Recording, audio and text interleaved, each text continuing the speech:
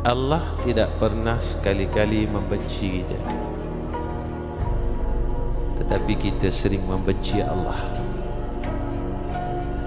Allah tidak pernah sekali-kali meninggalkan kita, tetapi kita selalu meninggalkan Allah. Allah tidak pernah sekali-kali marah kepada kita, tetapi kita selalu memarahi Allah Subhanahu wa ta'ala. Allah tidak laknat kita. Iblis Allah telah laknat, Fir'aun Allah telah laknat. Kita belum lagi Allah laknat. Orang yang Allah laknat apabila dia mati dalam keadaan yang kafir, kita masih ada ruang dan peluang.